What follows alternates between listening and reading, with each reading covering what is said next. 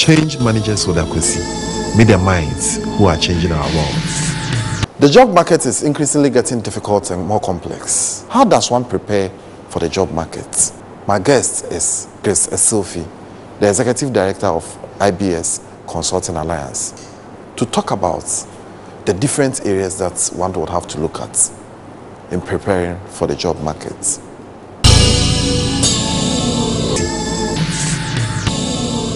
Chris, you are welcome to Change Managers. Thank you very much, Akwesi. Yeah, Chris, at IBS you have a human capital management consulting division, and I believe that you do a lot of interaction with unemployed graduates. And there's something that I always want to find out. What is the mindset of some of these graduates? What is their whole thinking about life? So, well, that's an interesting question. What we observe now is the unemployed graduates, unfortunately, are still finding it difficult to appreciate the journey they have to undertake. They are still finding it very difficult to appreciate the journey that they have to undertake in order to be able to access the corporate ladder. The unemployed graduate now is still in an era where they think knowledge is absolute. The unemployed graduate now also believes that by carrying a certificate, the world owes them. And that is too much of a worry. And the other concern is that the unemployed graduate also thinks that he's just out there for money. They don't appreciate the fact that there's a certain time in one's life where you have to work to learn as against working just for money. Well, that's very interesting. So how do you handle some of these people? I think that as a country, it's quite dangerous to have this kind of mindset. Yes, that is one thing that we do quite well. We think that we need to find a way of bridging that gap, more or less hand-holding them, taking them through that journey to be able to access the corporate ladder. So we use our 3D approach because we believe the first thing is for the individual to discover himself. Now, that is one thing that you don't find because after school, as I said earlier on, because they think the knowledge they have is absolute, forgetting that in real terms, any body of knowledge, there are other bodies of knowledge that should go with them. So we take them through a way of trying to discover yourself. And so then after discovering yourself, we'll help you to develop them. And then you can look at how you can deploy. So you are trying to say that there is a difference between the self that you need to discover and the body of knowledge that you have acquired at the university? Obviously, yes. You see, so what is the relevance of understanding the self in this direction? You see, you don't go into a job just for the job's sake. Yes, the technical ability or some of the skills you may learn through education, but there's a whole lot that goes with the individual, your attributes, your skills. Every individual has a tag. As a tag, I mean a talent, ability, and gift. Now you must. Can you say that again? A tag: talent, abilities, and gift. Talent, ability, and gift. Yes. Now you should be able to identify your ability, your talent, and your gift. That is the way you can. That's the only way you can deploy, and be sure that you can be very effective, whichever environment you find yourself in. So, for my audience, can you define the tag in specific terms? When you say talent, what do you mean? When you say ability, what do you mean? Talent, people, everybody has a talent. Now, there's a certain degree of talent that you have, but obviously there's a certain degree of effort that must be added to more or less polish it. You come out, and that is why I say that in all this, it starts from the very first day you are born. Because you are born, some genes would give you certain talents. Some genes will give you some abilities. But in all this, there's a certain degree of effort that one has to add. For instance, one thing which is very important in communication is your ability to speak and speak well. Now, if you have what it takes to speak, some are born with it somehow, but the beauty is that you can always learn.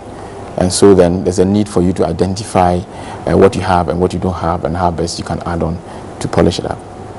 So with the 3 ways, which one have you defined now?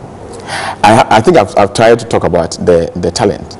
The abilities. It's the effort that you need to put into to complement the talent? No, not really. The abilities are also there, but you see, you need to, if you have it already, if you, from the environment where you find yourself in, you might have been involved in certain things already, so because you have the ability to do it, it comes to you more naturally. And in the same way, when you have a gift, that is more like God sent. So that one is also flows just as your life goes on. I was asking you about the mindset. What about the expectation of these graduates? You made mention of the fact that they think that because of the knowledge that they have acquired from the tertiary institutions, the world owes them something. So what are some of the expectations that they have? They think that immediately they leave the school, they must find a job, or somebody will have to employ them by all means. I think the expectation in so many ways is unfounded. Because you see, the first thing someone, an unemployed graduate, will tell you is that I have a BSc and I want a job. The person does not go ahead to even tell you what he can do or what he is capable of doing. And I think it's largely due to the fact that we don't really have career plans as people who have left school. I'm not sure if it's something that is designed for our institutions now. But if you have a career plan, then it's easy for you to understand that there's any move that you make, where that is leading, whether it's in line with where your career destination, whatever career destination you want to achieve, is in line. But the jobs are limited, so how can you follow your career destination? Yes, because these are some of the reasons why jobs are limited. There are so many factors that have contributed to the jobs being limited. On one breath, you can look at the huge differential between the rate at which we create jobs and the rate at which we churn out graduates from our institutions. On one other breath, you can look at the fact that, yes, there are jobs begging for people to fill them, but we really don't have people to fill them. I mean, the last research carried out by the World Bank indicated that about 50% of the companies surveyed had to fill vacancies there. And out of that, 80% of them had these hard-to-fill vacancies on their books for well over 12 months. Oh, wow. Yes. And that is a huge worry. Now, what that tells us is that, yes... So it means that they haven't been able to fill 80% of the vacancies that they have? The 80% of them have been sitting on their books for over 12 months. They've not been able to fill them. Why? They have cited two main reasons for this. The first one is lack of practical experience, and the second one, lack of employable skills. But where do these fresh graduates get their practical experience from? Yeah, you see, one thing is that we always make it look like you only leave school to get practical experience. It is never the case. Now, whilst you are in school, you can always get practical experience. You know, I earlier on touched on your career plan. If you have a career plan, you will know what you've got to do or which areas that you have to work. For instance, I mean, what if you have to work in somebody's shop? What makes you think about working in somebody's shop? Yes, you can't get a decent job when you finish school. When you work in somebody's shop, one, you learn how to succumb to authority. Two, you learn how to deal with people. Three, you learn how to communicate. And these are all skills that are so important in any job that you find yourself in. And so the practical experience will definitely not always come to you after school, but you can pick it whilst you're in school. Every vacation, 2 weeks, 3 weeks, spend 2-3 weeks working with someone. So it means that even if the institutions are not doing it, individuals must begin to look at how they can. Oh yes, I think most of the institutions do have these vacation training or vacation employment or internship programs, attachment that they run. I'm not sure how serious they are with them. That I cannot tell, but obviously if you yourself are serious with it, you should be able to learn. At time I had the opportunity of going through a lot of these that I took seriously, and it did help me a lot. Entrepreneurship is another interesting area, but do some of these people, are they interested in maybe starting a business on their own? Some of them are basically confused, I must say. The mindset again of some of them is that you have to find a job, and as a lot of them also tell you all kinds of stories as in finance, but for us, we don't believe that it's always the money that is a problem when you have to start a business. I'm sure you agree with me more than any other person. Sometimes what you even need is your credibility as an individual. to be able to start a business, not necessarily money. So that is also one area where we can look at as training our people to understand and be able to do something on their own. This is Change Managers. We'll be back. I woke up today and my dreams became possibility. My imaginings became certainties. My ideas became opportunities. And my friends became family. I woke up today and I could touch the sky. I woke up today to find that everything is at my fingertips. Wake up to a newfound power with Click. Click, powered by Espresso.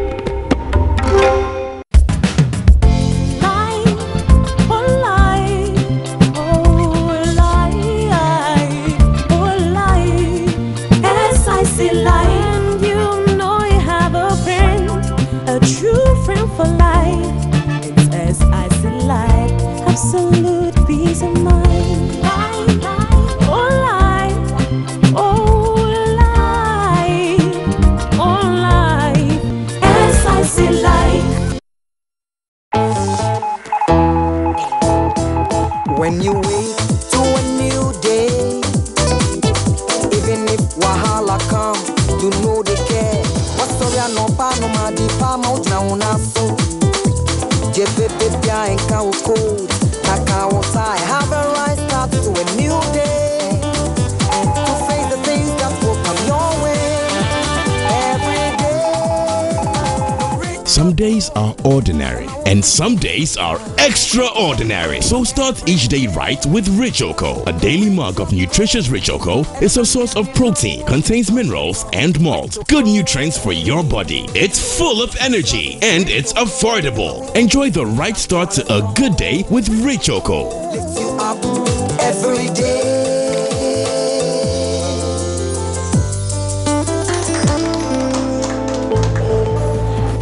Rich Oko. Have a good day. You are welcome back. This is Change Managers and my guest is Chris Essilfie, the Executive Director of IBS Consulting Alliance. You said something that caught my attention, and you said that your preparation towards the acquisition of a job starts from the day that you were born. What did you mean by that? Yes, I could see that is very true. You see, in these times where jobs are difficult to find, the very concept of job is rapidly being replaced by portable skills. Now, the very concept of job is rapidly replaced by portable skills. Portable skills. What does that mean? Now, these are skills that you can move from one point to the other. Now, a lot of them borders on attitude as against aptitude.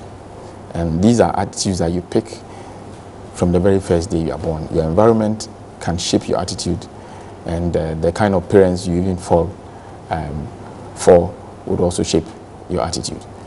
And so that is how come I say that your preparation towards a job starts on the very first day you are born. But of course, you don't have control over all of them. Some of the things you don't have control over, but the ones that you have control over, yeah, then it's up to you. Fortunately, a greater percentage of these skills are skills that you can pick up or learn.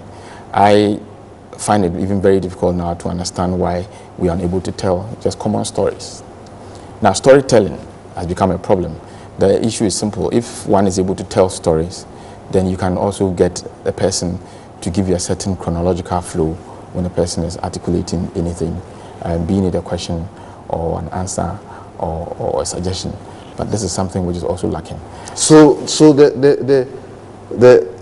the ability to tell a good story, which could be developed from childhood, is something that can come to play during your interview. Very much so. Very much so. If you go to an interview, normally the first question people will ask you, and tell us about yourself. Now, telling me about yourself, that question mainly has two angles. The first is to find out how organized you are, and second, to see how well you communicate. And you can only be well organized when you're able to tell stories. See, somebody is telling you a story, your eyes should be closed and you can follow and understand where the storyline is. But that is one thing that you can develop even as a child. As the child wouldn't be able to have control over the development of such capabilities, with this knowledge, what should parents do to create that kind of environment for their children to develop in order for them to be able to find places in the job market in future? Okay, parents have a big role to play in here as well. I mean, basically even being assertive, and there are certain homes you are not allowed to speak your mind. But when parents give children the opportunity to speak their minds, it also gives them what it takes to be reasonably assertive. And one thing is also allowing kids to speak and tell things that they see, not only to shut them up. And that is also a way of letting kids learn how to even tell stories.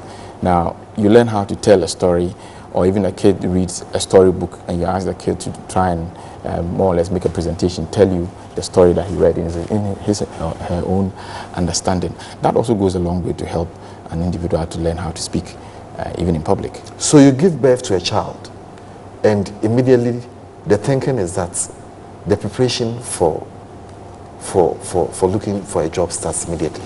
Immediately. I mean, communication obviously is not just for even looking for a job, but just your way around this world. You need to communicate very well, effectively, even as an entrepreneur, as an individual, as a pastor, or as anything.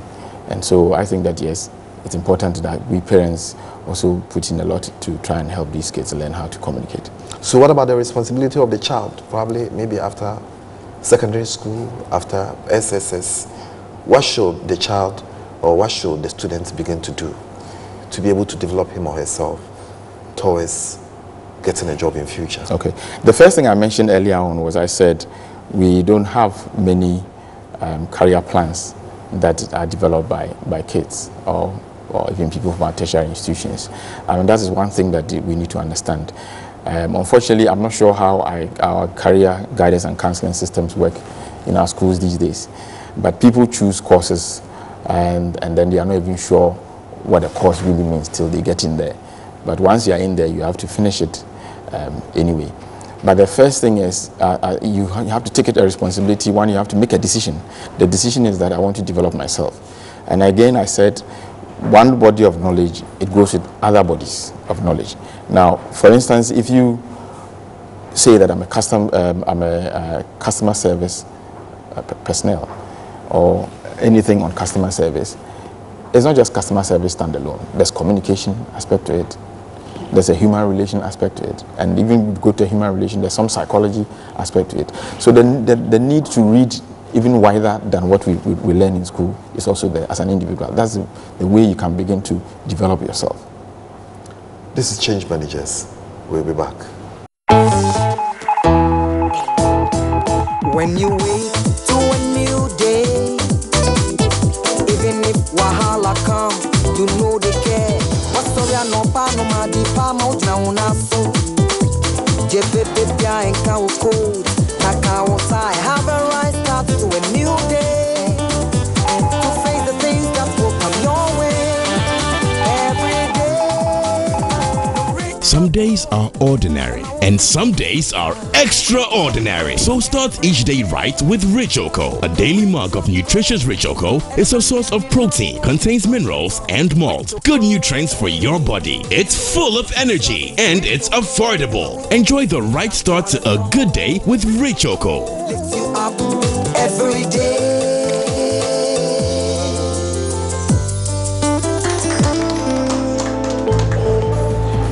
Rich Oko. Have a good day. Rich Oko.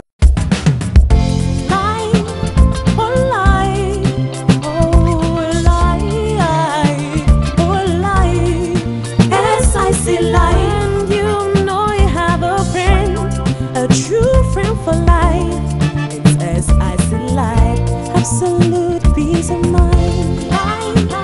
Oh, life, oh, life, oh, life, as I see life.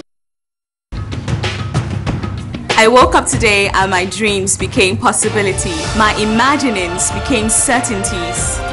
My ideas became opportunities. And my friends became family. I woke up today and I could touch the sky. I woke up today to find that everything is at my fingertips. Wake up to a newfound power with Click. Click, powered by Expresso. You are welcome back. This is Change Managers, and my guest is Chris Essilfie, the Executive Director of IBS Consulting Alliance. Yeah, Chris, now I want us to talk about how a graduate can prepare for a job. Okay, preparing for a job, the first thing, there are two parts of it. The first thing is your CV, and the second one is preparing for an interview. Now, CV writing is also another skill that has to be learnt and be well understood, because a CV, actually, it is you without you. So if I have your CV, it should give me a fair idea of who I'm going to deal with. And so writing the CV is another very important thing. A CV has various parts and various forms. People write CVs, and depending on where you are sending it to. One thing I want to sound of a caution that I want to sound is that a CV is never generic. CVs are not generic. CVs are tailor-made. What I mean is that you don't write a CV one and you think you are looking for jobs going to about 20 places, you send the same CV. It never works that way. Oh, so that's wrong? Yeah, very wrong. Very wrong. Because you see, a CV should be tailor-made because one, the employer is looking for A, B, C, D, E, F. You are writing a CV to demonstrate that you can provide A, B, C, D, E, F, or you have what it takes to give him A, B, C, D, E, F. Don't forget, the whole business is for you to make yourself much more attractive for the employer. And so your CV should never be generic. It should be so what should the emphasis be on? Should the emphasis be on the kind of institution that the person is writing the CV to, or the kind of job that the person is looking for? Mainly it's the kind of job you are writing for. Because if you are writing for, you see, sometimes you write for a job for an accountant in maybe an oil marketing company, A, it does not necessarily mean that an accountant in oil marketing company B will be doing the same job. But how do you know that? Yes, but there's a job description, and there's always a job. No, but assuming that you are just spreading your CV. So, but that is where the problem is. You don't just spread CVs around. You know, we are in a system where people think you can just write CVs and send them around, and that is why most CVs that go, they don't get any responses, because clearly, if there's no vacancy and you just write a CV, what do you really want? What do you really want? You want a CV Maybe to my for company? the future. No. That's very interesting. I'm just looking at the number of CVs we'll be piling in the company waiting for the future to offer jobs to people. No, it never works that way. So CVs should be tailor-made, and they must be specific. You write a CV, you should write it such that, yes, you bring out some of the competencies and the skills that you claim you have from where you work that can match what you're going to do. So how will somebody tell a story on a CV? A CV will basically start from your name. I find it very interesting. The first thing is your name, because it's you we are marketing. So you start with your name, you start with maybe your address and all that. You come up with your bio data.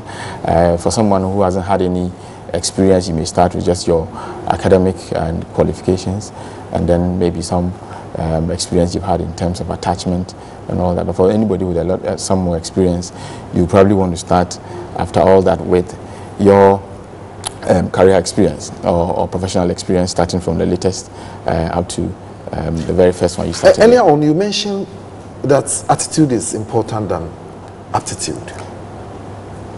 They're not important than, but it plays a major role. I think that's what I wanted to It's more important. It's not more important. Not necessarily, but you see, intelligence has taken a new destination. From intelligence has taken a new destination from IQ to EQ. Now, what does that mean? From intelligent quotient to emotional quotient or emotional intelligence. Now, when you talk about emotional intelligence, it's more to do with attitude, how you are able to know your emotions, manage your emotions, to manage people and yourself. So that is an area, and that is why these days a lot more companies embark on behavioral competency-based interviews as against technical competency-based interviews, because they don't expect that one comes into a company and he puts himself in a pigeonhole. That is why I talked about portable skills, something that you can transfer from one point to the other. How do you develop that? You develop that by understanding who you are, and you know your emotions. You'll be able to know your emotions by going through various tests to know who you are, your attributes, what are your values, what makes you tick, what don't you like, what do you hate, you know, and then you begin to understand. So as a person, what we are trying to say is that as a person, when you have understood yourself, then as a person you must take responsibility of developing the other areas that probably you fall short? Oh yes, it's so simple. I mean, if you know yourself, if you know that well, in a time... You can do public speaking, for instance. Yes. Maybe you have to join a Toastmasters club. Yes, you got to learn. You've got to learn, yes. So that's the way forward. If you get to know yourself, it's easier to know yourself. It's just like you know where you are, and then you can understand what to do to get to where you want to get to. But people may not necessarily be very fair to themselves and say that this is where I lack some competencies. How do people go about finding out? How do they do that? Yeah, you can. Do they have to ask friends? Yeah, yes, of course. That you hit the nail right on the head. There are ways of doing it. People can tell you, if you really want to be objective, you can ask people to tell you what they think about you, people who you think will tell you the truth. There are other multiple intelligence tests that you can take to help you identify certain traits of yours that you have. You can also find yourself about certain consistencies in your life. If you know that you're somebody who is always collecting debt, and so you can understand that you function very well maybe in a debt collecting agency or something. So there are ways of doing that. We have spoken about CV. What about interview? Yes, I could see interviews are serious business. I think that sometimes it's a whole job on its own, it's a whole school on its own. Unfortunately, we are in a system where people just present themselves for an interview. But there's the serious research that must go into the preparation for an interview. It's something that everybody or anybody who is serious about getting a job must pay attention to. The first thing is you find a job.